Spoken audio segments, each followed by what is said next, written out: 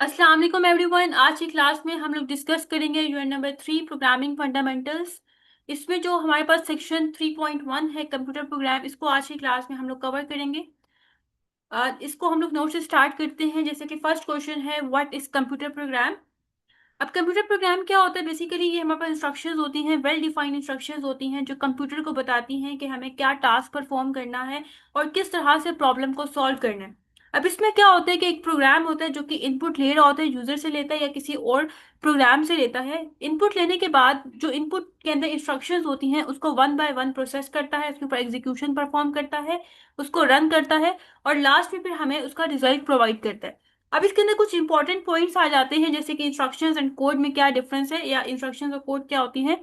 Instructions आप ये कह सकते हो जो लाइंस हम लोग लिख रहे होते हैं। कोड जब हम लोग कोडिंग कर रहे होते हैं, प्रोग्रामिंग कर रहे होते हैं, तो उसके अंदर हम लोग लाइंस लिखते हैं। और वो क्या होती है? वो लाइंस वो इंस्ट्रक्शंस होती हैं। ठीक है, और उन इंस्ट्रक्शंस को हम लोग क्या बोलते हैं? कोड बोलते हैं। अब जो वहां पे हम लोग इंस्ट्रक्शंस लिखते हैं, कंप्यूटर क्या करता है? उसको लाइन बाय लाइन एग्जीक्यूट करते हैं, स्टेप बाय स्टेप उसको रन करते हैं। अब इसके बाद हम लोग देखते हैं कि एल्गोरिदम का क्या रोल है। एल्गोरिदम होता क्या है? बेसिकली जो हम लोग प्रॉब्लम सॉल्व कर रहे होते हैं तो उसके लिए फिर हम लोग एक उसका सोल्यूशन लिखते हैं। ठीक है, तो एल्गोरिदम क्या होता है? स्टेप बाय स्टेप सोल्यूशन किसी भी प्रॉब्लम का।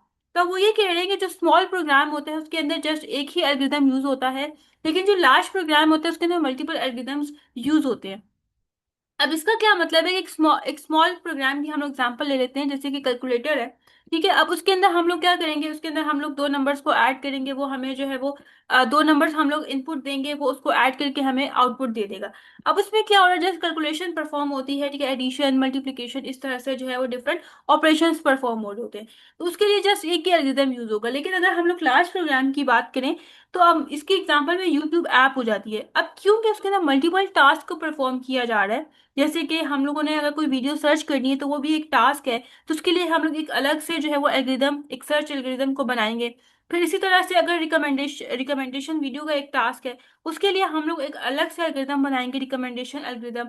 फिर एक और टास्क है प्ले वीडियो, उसके लिए हम लोग अलग से एल्गोरिदम बनाएंगे। लॉगिन अकाउंट, ये एक अलग से टास्क है, इसके लिए फिर हम लोग ऑथेंटिकेशन एल्गोरिदम को बनाएंगे। मतलब जो लार्ज प्रोग्राम होते हैं उसके अंदर मल्टीपल टास्क को परफॉर्म करना होता है, तो इसलिए हर टास्क के लिए फिर एक अलग से एक सेपरेटली एल्गोरिदम्स को बनाया जाता है।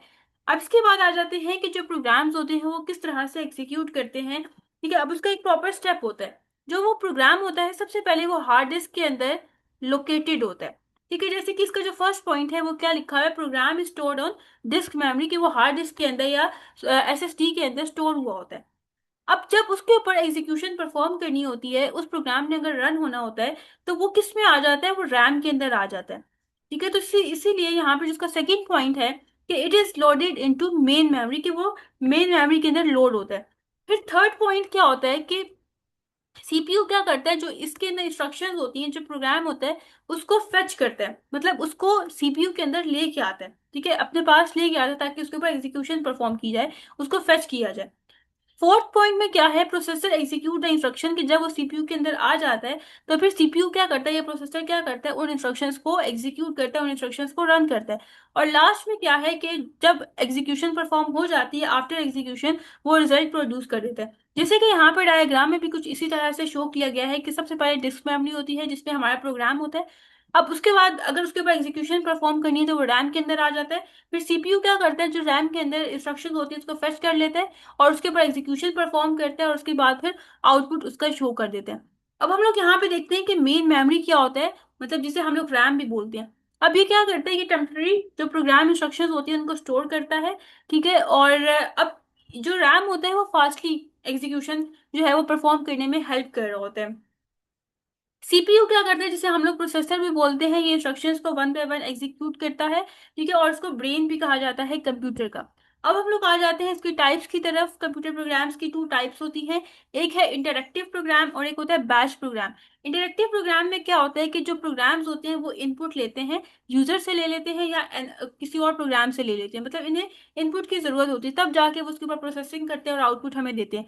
जैसे कि इसके एग्जाम्पल में वेब ब्राउजर आ जाता है, कि जब तक हम लोग सर्च नहीं करेंगे वहां पे तब तक हमारे सामने कोई आउटपुट शो नहीं होगी। इसी तरह से कैलकुलेटर ऐप में भी जब तक हम लोग को इनपुट नहीं देंगे तब तक हमारे सामने कोई रिजल्ट प्रोड्यूस नहीं होगा। एटीएम सॉफ्टवेयर में भी ऐसे कि जैसे जैसे हम लोग इनपुट देते जाते हैं वैसे वैसे हमें रिजल्ट उसका मिलता जाता है। लेकिन बैच प्रोग्राम में क्या होता है, इसमें ये होता है कि जो मल्टीपल टास्क होते हैं उनको उनका एक ग्रुप बना दिया जाता है, और उसके बाद पूरे के पूरे ग्रुप को या पूरे के पूरे बैच को एक ही साथ सीपीयू को असाइन किया जाता है, और सीपीयू क्या करता है, वन बाय वन टास्क जो है वो परफॉर्म कर रहा होता है। अब यहाँ पे फायदा ये होता है कि हमें बार बार जो है वो टास्क असाइन नहीं करने पड़ते सीपीयू को, बल्कि एक ही दफा हम लोगों ने पूरा एक बैच दे दिया होता है, उसमें मल्टीपल टास्क होते हैं, और वन बाय वन उन टास्क को सीपीयू खुद ही परफॉर्म कर देता है, और लास्ट में फिर हमें उसका रिजल्ट प्रोवाइड कर देता है। अब यहाँ पे इसके फीचर्स क्या है, process task one after another, कि जो टास्क होते हैं वो एक के बाद एक टास्क प्रोसेस हो रहा होता है, और ये कब स्टॉप होता है, जब जितनी भी जॉब्स होती हैं, जितने भी पूरा का पूरा बैच जब कंप्लीट होता है तो उसके बाद उसकी प्रोसेसिंग स्टॉप हो जाती है।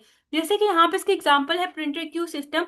अब जैसे कि क्लास 11 है, उसमें 20 स्टूडेंट हैं, और उनके रिजल्ट को हम लोगों ने प्रिंट करवाना है, तो हम लोग ऐसे नहीं करेंगे कि प्रिंटर को वन बाय वन एक एक रिजल्ट हर स्टूडेंट का देंगे और प्रिंटर उसको प्रिंट करेगा, बल्कि हम क्या करेंगे, एक ही दफा कमांड देंगे, सब स्टूडेंट का एक ही साथ जो रिजल्ट है वो असाइन कर देंगे प्रिंटर को, और प्रिंटर खुद वन बाय वन रिजल्ट को प्रिंट कर देगा। उसके बाद हम लोग आ जाते हैं प्रोग्रामिंग लैंग्वेजेस।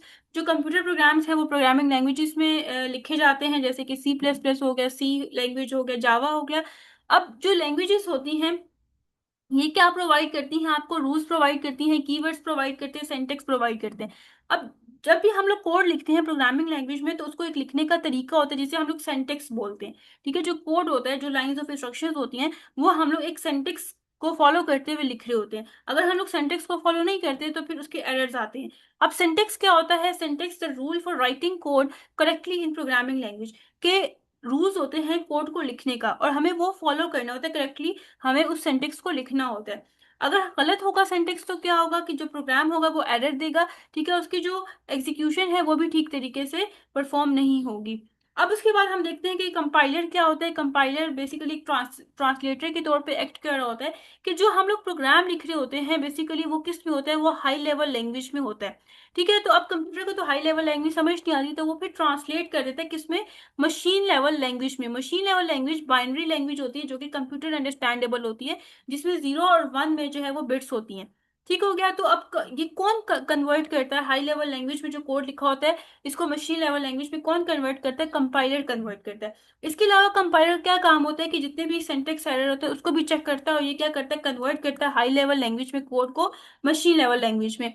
और उसके बाद जब वो कन्वर्ट कर देता है मशीन लेवल लैंग्वेज में, तो उसके बाद जो फाइल क्रिएट होती है उसको हम लोग बोलते हैं ऑब्जेक्ट फाइल, जिसमें जो है वो 0 और 1 की फॉर्म में डाटा होता है। उसके बाद हम लोग मशीन लैंग्वेज की बात कर लेते हैं। ये बाइनरी लैंग्वेज होती है जिसके अंदर 0 और 1 में जितना भी हमारा डाटा होता है वो 0 और 1 की फॉर्म में होता है, और इस डाटा को डायरेक्टली सीपीयू अंडरस्टैंड कर लेता है। जो हम लोग हाई लेवल लैंग्वेज में कोड लिख रहे होते हैं, जो ह्यूमन अंडरस्टैंडेबल लैंग्वेज में कोड होता है, उसको सीपीयू डायरेक्टली अंडरस्टैंड नहीं कर सकता, इसलिए फिर हम उसको मशीन लेवल लैंग्वेज में कन्वर्ट करते हैं, और जब वो मशीन लेवल लैंग्वेज में कन्वर्ट हो जाता है तो सीपीयू उसको इजीली अंडरस्टैंड कर लेता है। अब हम लोग आ जाते हैं हाई लेवल लैंग्वेजेस की तरफ। लैंग्वेजेस वो लैंग्वेजेस जो ह्यूमन इजीली अंडरस्टैंड कर लेता है, इसको हम लोग बोलते हैं हाई लेवल लैंग्वेजेस, जैसे कि सी प्लस प्लस हो गया, जावा हो गया, पाइथन हो गया, जावा स्क्रिप्ट हो गया, रूबी और फोर्ट्रैन हो गया। अब हम लोग बात कर लेते हैं टाइप्स ऑफ ट्रांसलेटर की, कि कितने टाइप्स हैं ट्रांसलेटर के। पहले हम लोग देख लेते हैं कि ट्रांसलेटर का पर्पस क्या होता है। ट्रांसलेटर का पर्पस ये होता है कि जो हाई लेवल लैंग्वेज में कोड लिखा होता है उसको मशीन लेवल लैंग्वेज में कन्वर्ट कर देता है। अब कंपाइलर, इंटरप्रेटर, असेंबलर, ये तीनों टाइप्स हैं ट्रांसलेटर की, तीनों का एक ही पर्पस है कि ये कन्वर्ट करता है। कंपाइलर, लेकिन डिफरेंस कहाँ पे आता है कि जो कंपाइलर होता है वो पूरे प्रोग्राम को एक साथ कन्वर्ट करता है। जो पूरा का पूरा प्रोग्राम होगा ना, जो हाई लेवल लैंग्वेज में लिखा होगा उसको एक ही साथ मशीन लेवल लैंग्वेज में कन्वर्ट कर देगा। लेकिन इंटरप्रेटर में ऐसा नहीं होता, वो लाइन बाय लाइन कन्वर्ट कर रहा होता है। जैसे फॉर एग्जाम्पल हम लोगों ने 5 लाइन्स लिखी हैं, तो पहले इस लाइन को कन्वर्ट करेगा, फिर इस लाइन को करेगा, फिर इस लाइन को करेगा, मतलब लाइन बाय लाइन कन्वर्जन हो रही होती है। और असेंबलर में क्या होता है कि जो असेंबली लैंग्वेज होती है उसको मशीन लेवल लैंग्वेज में कन्वर्ट करता है। अब हम लोग देख लेते हैं कि कंपाइलर की कौन सी लैंग्वेजेस हैं, या लैंग्वेजेस किन कंपाइलर को यूज कर रहे होते हैं। जैसे सी प्लस प्लस है, जावा, फोर्ट्रन, असेंबली लैंग्वेजेस, ये सब जो है वो कंपाइलर को यूज करते हैं। इसमें क्या होता है कि जो पूरा का पूरा कोड होता है वो एक ही साथ ट्रांसलेट हो जाता है। ठीक है, और फास्टली एग्जीक्यूशन परफॉर्म हो रही होती है कंपाइलेशन के बाद। मतलब जब कंपाइल हो जाता है, कंपाइलर जब कन्वर्ट कर देता है मशीन लेवल लैंग्वेज में, तो उसके बाद बहुत जल्दी पूरा का पूरा कोड एग्जीक्यूट हो जाता है। लेकिन इंटरप्रेटर लैंग्वेजेस की बात की जाए तो इसमें पाइथन आ जाता है, जावास्क्रिप्ट आता है, रूबी आता है। इसमें क्या होता है कि जो लाइन बाय जितनी भी लाइंस लिखी होती हैं वो लाइन बाय लाइन इंस्ट्रक्शंस को एग्जीक्यूट करता है। जैसे कंपाइलर एक साथ कर रहा था, लेकिन इंटरप्रेटर एक साथ जो है वो कन्वर्जन नहीं करता, बल्कि वो लाइन बाय लाइन कन्वर्जन कर रहा होता है। ट्रांसलेट कर रहा होता है।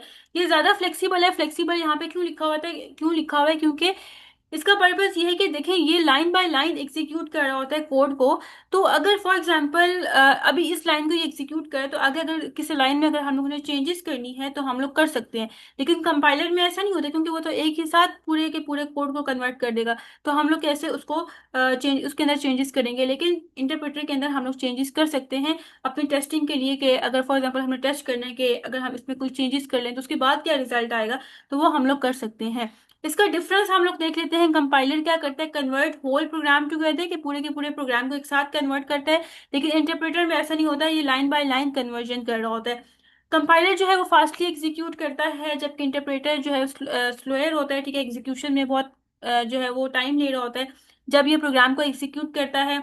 जब कंपाइलर कोड को कन्वर्ट कर देता है मशीन लेवल लैंग्वेज में, तो इसकी जो ऑब्जेक्ट फाइल है वो प्रोड्यूस होती है। लेकिन यहाँ पे कोई ऑब्जेक्ट फाइल प्रोड्यूस नहीं होती।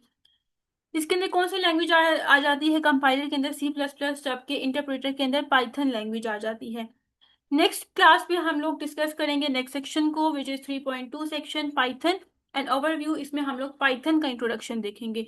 ओके, आई होप सो आज का लेक्चर आपको समझ आया होगा। फिर भी कोई क्यूरी है तो आप मुझसे कमेंट सेक्शन में पूछ सकते हैं।